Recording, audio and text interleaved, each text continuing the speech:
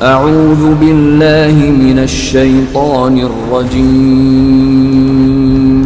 بسم الله الرحمن الرحيم. اعوذ باللہ من الشیطان اللعین الرجیم. بسم اللہ الرحمن الرحیم. الحمد للہ رب العالمین والصلاة والسلام علی نبی الکریم وعلی آلہ الطیبین الطاہرین المعصومین المنتجبین وَلَعْنَةُ اللَّهِ عَلَىٰ أَعْدَائِهِمْ مِنَ الْآنِ إِلَىٰ قِيَامِ يَوْمِ الدِّينِ. آمین یا رب العالمین. اما بعد، بسم اللہ الرحمن الرحیم. یا ایہا الذین آمنوا کتب علیکم الصیام کما کتب علی الذین من قبلکم لعلکم تتقون. صدق اللہ العلی العظیم وصدق رسول النبی الکریم. سامعین محترم، ناظرین گرامی قادر، سامعین یا صائمین، قائمین، روزہ داران، عبادت کنندگان، ماہ رمضان، 30 روزے، 30 پیغامات، 30 عادتیں، 30 دستور، 30 نعمتیں، 30 برکتیں، رحمتیں اللہ تبارک و تعالیٰ کی طرف سے جاری و ساری ہے. ہمیں سمجھنا ہے ہم خدا کے مہمان ہیں، خداوند عالم کی طرف جانا ہے، اور اللہ تبارک و تعالیٰ اپنے تمام بندگان ایمانی کو یہ تحفہ دے رہا ہے. ہر دن ایک قدم ہے، ایک پیغام ہے، ایک دستور ہے، ایک نظام ہے. ماہ رمضان جہاں دعا کرنا ہے وہاں دعا سمجھنا بھی ہے، اور دعا کس سے کر رہا ہے، کس طریقے سے کر رہا ہے، ان تمام معاملات کو غور سے توجہ کے ساتھ سوچنا بھی ہے کہ کہہ کیا رہا ہے، مانگ کیا رہا ہے، اور اس کا خطاب کیسا ہے، اور اس کی گفتگو کیا ہے، اور کہاں تک ہمارے علم و ہنر میں وہ تمام چیزیں ڈالی جا سکتی ہیں. لہذا پیغمبر اسلام صلی اللہ علیہ وسلم نے ایک دستور دیا ہے. ہر دن کی ایک چھوٹی چھوٹی دعائیں جو ہمارے لیے قدم بھی ہے، پیغام بھی ہے، دستور بھی ہے، قانون بھی ہے، نظام بھی ہے.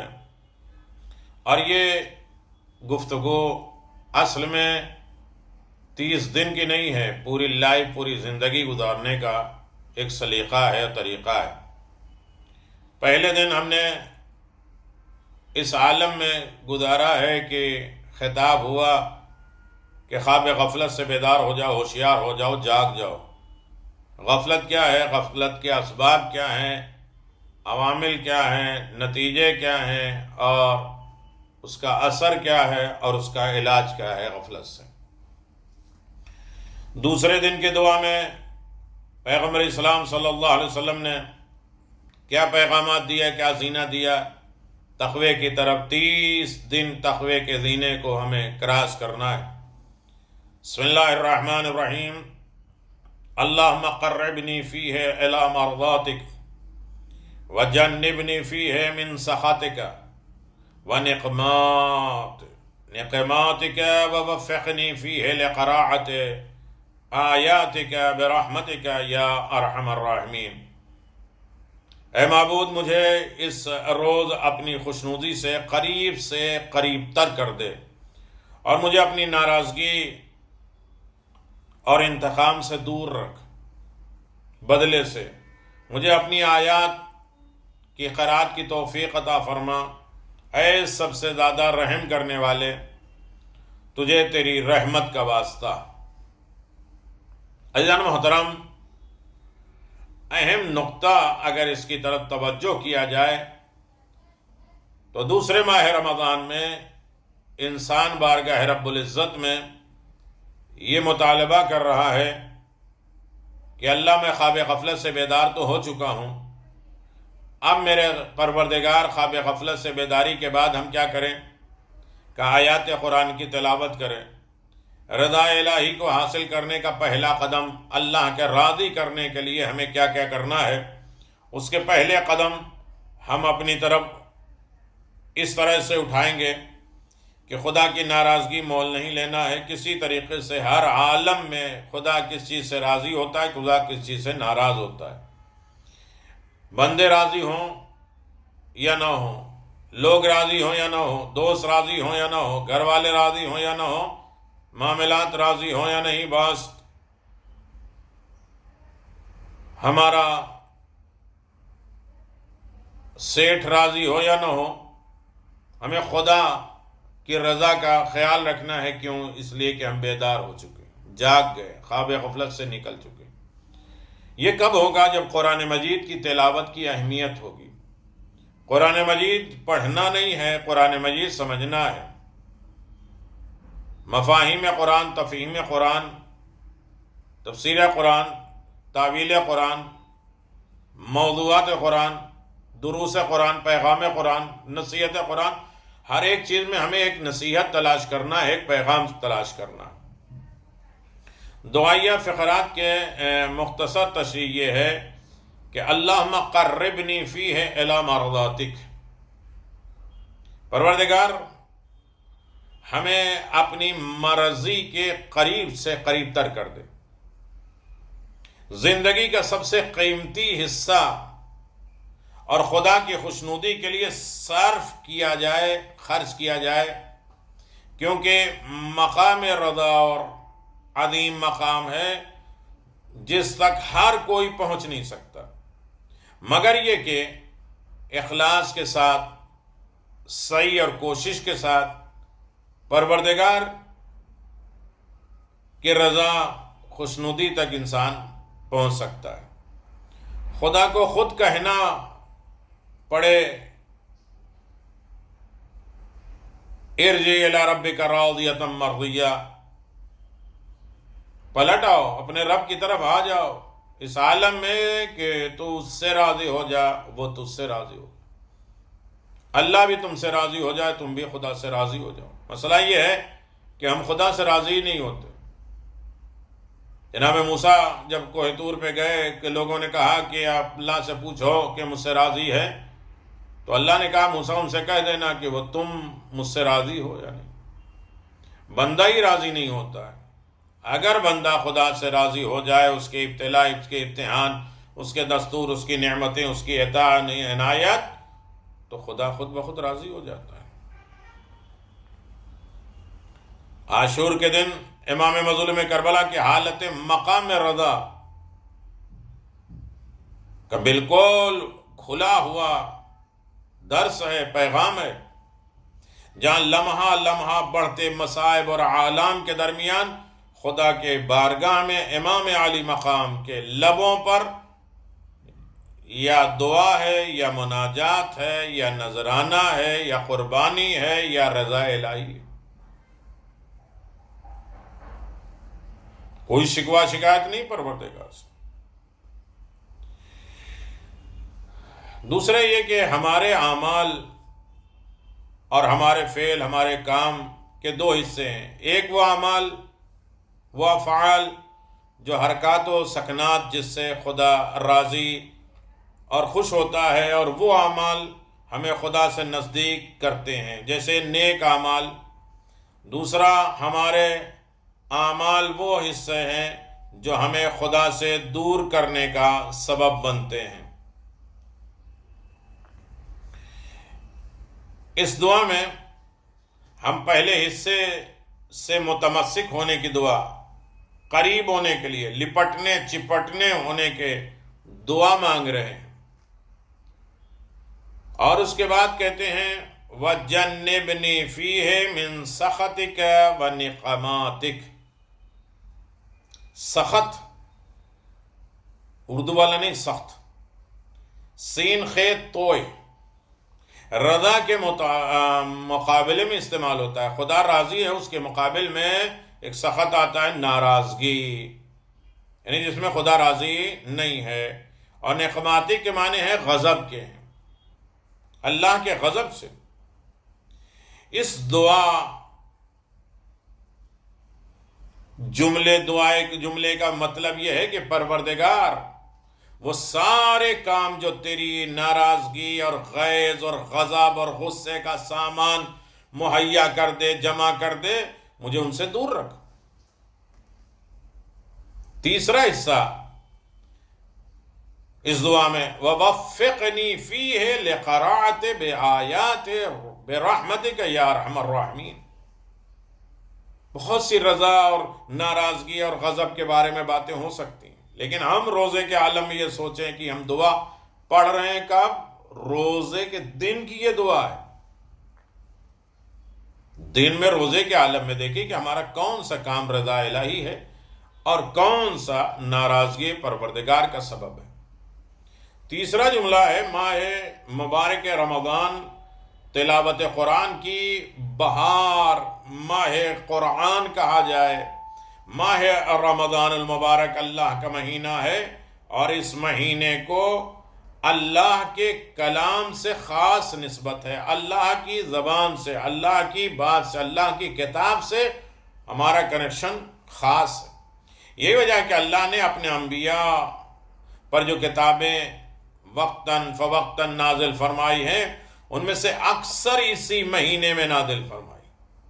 اور اگر ہم اندازہ لگانا چاہیں کہ رمضان المبارک کی شکل میں ہمارے پاس رحمتوں اور برکتوں کا کتنا بڑا خزانہ موجود ہے، تو ہمیں یہ سوچنا چاہیے کہ اس مہینے کی ایک منٹ میں ہم قرآن مجید کی تلاوت کے ذریعے کتنی نیکیاں کما سکتے ہیں۔ ایک منٹ، جی ہاں، صرف ایک منٹ میں ہم قرآن مجید کی ایک مختصر سورے کو تلاوت کر سکتے ہیں، ایک مختصر آیت کی زبانی یاد کر سکتے ہیں، ایک ایک آیت کوئی چیز ہم یاد کر سکتے ہیں۔ اور اسی طرح اگر ہم اپنے ایک ایک منٹ کی قیمت جانتے رہیں اور بناتے رہیں تو اندازہ کر لیں گے کہ ماہ رمضان کے بقیہ دن، جو دن باقی ہیں، ہم قرآن مجید کی کتنی تلاوت کر سکتے ہیں، قرآن سے کتنا قریب ہو سکتے ہیں، ہمارے اور قرآن میں جو گیپ ہے وہ ہم کتنا فل کر سکتے ہیں۔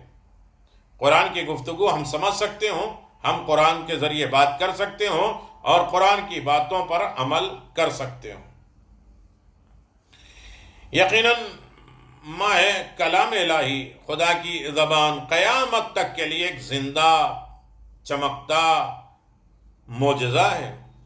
جو بھی انسان اس کو جس زمانے میں بھی تلاش حق کی نیت سے پڑھے گا، حق کو تلاش کرے گا، قرآن اس کو ضرور راہ ہدایت دے گا۔ یہ وہ کتاب ہے جس کا پڑھنا، پڑھانا، سننا، سنانا، سمجھنا، سمجھانا عبادت ہے۔ یہ گمراہوں کے لیے نشان منزل، ظاہری اور باطنی بیماریوں کے لیے پیغام شفا ہے، اور یہ وہ نسخہ کیمیا ہے قرآن مجید جو دنیا اور آخرت کے تمام مسائل کا حل کرنے والا ہے۔ یہ انسان کے دل میں زنگ لگ جاتا ہے، جیسے لوہے میں لگتا ہے، قساوت قلب ہوتا ہے، دل سخت ہو جاتے، پتھر کے ہو جاتے ہیں، دل کجروی ہو جاتے ہیں، برائیوں کی طرف لے جاتے ہیں، برے خیالات کو، آنے والے سب کو قرآن مجید ختم کر دیتا ہے۔ یہ وہ تیز بہدف ہے، بہت تیز جو اثر کرتا ہے، جو صرف افراد ہی نہیں بلکہ مردہ قوموں کو بھی زندہ کر دیتا ہے۔ اور یہ وہ چشمے صافی ہے، پاک صاف چشمہ ہے جس پر آنے والا کبھی محروم اور مایوس نہیں ہوتا ہے قرآن مجید کے ذریعے۔ اس لیے اگر قرآن مجید کی تلاوت اور اس میں غور و فکر کرنے میں کوئی اجر و ثواب نہ ملتا، تب بھی ایک مسلمان ہونے کی حیثیت سے ہمارا فرض ہے، لازم بنتا ہے کہ ہم قرآن مجید پڑھتے اور اسے سمجھتے، لیکن قربان جائے اللہ کی رحمت پہ کہ قرآن مجید کی تلاوت پر ایسے انعامات، ایسے تحفے، ایسے شفا، برکات، رحمت، سب کچھ پروردگار نے اسے قرآن مجید کی تلاوت اور قرآن کے پڑھنے اور سمجھنے میں رکھ دیا۔ اگر ماہ رمضان میں ایک آیت پڑھے تو پورے قرآن کا اجر و ثواب۔ اگر انسان پوری زندگی اسی کام میں گزار دے تو بھی ان انعامات کا شکریہ ادا نہیں کر سکتا۔ قرآن مجید کی تلاوت کرنے والا جو اپنی زندگی کو اس پاک کلام کے مطابق ڈھال لیتے ہیں، ان کے بارے میں پروردگار کا ارشاد ہے، ان الذین یتلون کتاب اللہ واقاموا الصلاۃ وانفقوا مما رزقناہم سرا وعلانیۃ یرجون تجارۃ لن تبور لیوفقہم اجورہم ویزیدہم من فضلہ انہ غفور الشکور۔ یقیناً جو لوگ اللہ کی کتاب کی تلاوت کرتے ہیں اور انہوں نے نماز قائم کی، جو کچھ ہم نے بطور رزق دیا ہے، رزق کے اعتبار سے دیا ہے، اس میں سے ہماری راہ میں چھپ کر خرچ کرتے ہیں، یا کبھی اعلان کر کے خرچ کرنا ہو تو اعلان بھی کرتے ہیں، یہ لوگ ایسی تجارت اور بزنس کے امیدوار ہیں جس میں کسی طرح کی تباہی نہیں ہے، تاکہ خدا ان کا پورا پورا اجر دے اور اپنے فضل و کرم سے اضافہ کر دے۔ یقیناً وہ بہت زیادہ بخشنے والا ہے اور قدر کرنے والا ہے۔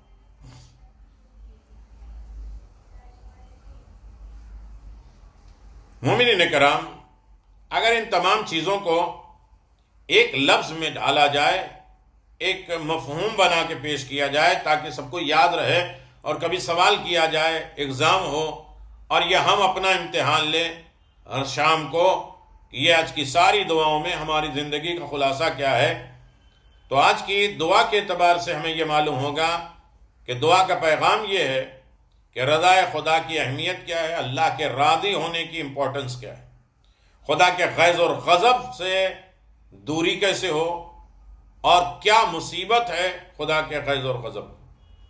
قرآن مجید کی تلاوت کرنے کی توفیق ملنے کی درخواست ہے، ریکویسٹ ہے۔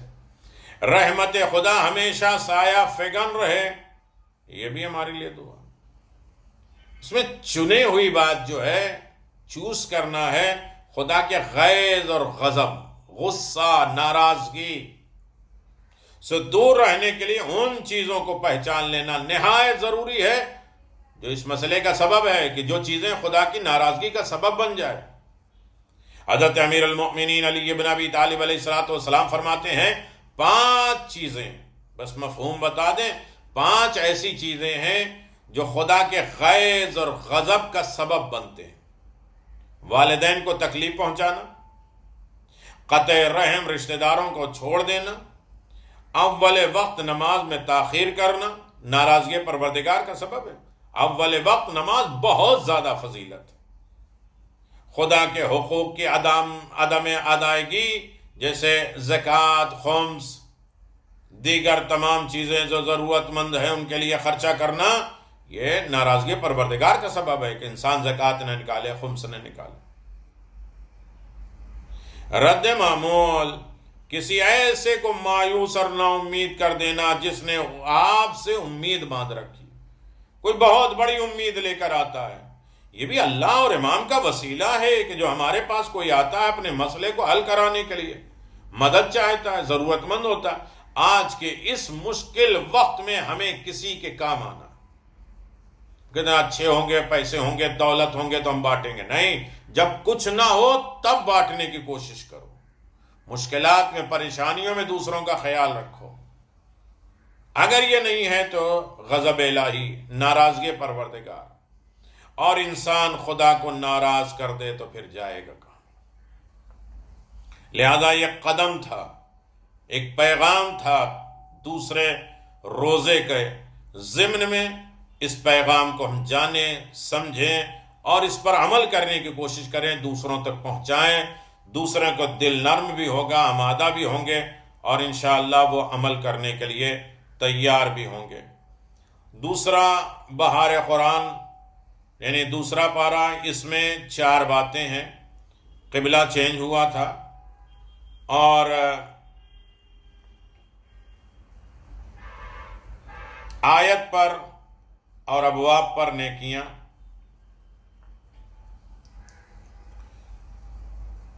طالوت کا قصہ اور طاعون کا قصہ، بیماری آئی تھی اس کے دوسرے پارے میں ذکر ہے، اور طالوت کا بھی قصہ اسی میں ہے۔ قبلہ چینج ہوا تھا ہجرت مدینے کے بعد 16 یا 17 ماہ تک بیت المقدس کے قبلہ بنا کر اس کی طرف نماز ادا کی جاتی تھی۔ پیغمبر اسلام کی آرزو تھی کہ خانہ کعبہ قبلہ ہو، اللہ تعالیٰ نے آپ کی آرزو کو پورا کیا اور قبلے کو تبدیل کر دیا۔ آیات اور ابواب ہیں، لیس البر ان تولوا وجوہکم، اور یہ آیات کہلاتی ہیں، اس میں مقام، احکامات ہیں، عقائد ہیں، عبادات ہیں، معاملات ہیں، معاشرات ہیں اور اخلاقی اعمال طور پہ مذکور ہیں۔ اگر ابواب میں تفصیل میں جایا جائے کہ دوسرے پارے میں کون کون سے باب ہیں اور کس طریقے سے اس کا ذکر کیا گیا ہے، تو ہم اسے آپ کے خدمت میں 2 لفظوں میں بیان کر سکتے ہیں۔ مثلا صفا مروہ میں سعی کرنا، مردار خون، خنزیر کا گوشت جو غیر اللہ کے نام پہ ذبح ہوتے ہیں ان سے بچنا،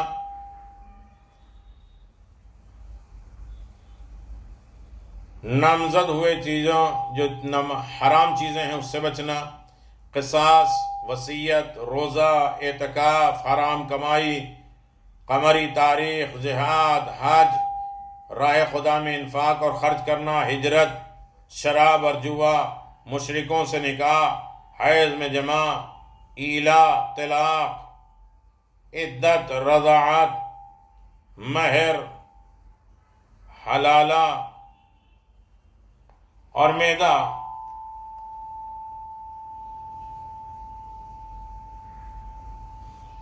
تمام دستور ہیں کہ کس طریقے سے انسان ان تمام چیزوں کو اپنے سامنے رکھے اور پروردگار کی بارگاہ میں یہ التجا کرتا رہے کہ میرے کریم پروردگار ان تمام گناہوں سے ہمیں بچائے رکھے۔ تیسرا کام تعاون ہے۔ کچھ لوگوں کے اوپر تعاون کی بیماری آئی تھی، وہ موت کے خوف سے دوسرے شہر چلے گئے تھے۔ اللہ تعالیٰ نے 2 فرشتوں کو بھیج کر انہیں موت دی تاکہ انسانوں کو پتہ چل جائے کہ کوئی موت سے بھاگ نہیں سکتا، اور کچھ عرصے بعد اللہ نے ایک نبی کی دعا مانگی اور انہیں دوبارہ زندہ کیا۔ پھر قصہ طالوت ہے جو بہت لمبا ہے، اور یقیناً طالوت کا واقعہ بہت اہم رکھتا ہے ہمارے دستور کے لیے۔ جناب موسیٰ علیہ السلام کے بعد جب کافی عرصہ گزر گیا، بنی اسرائیل کے ایک نبی حضرت شمعون سے یا شمعون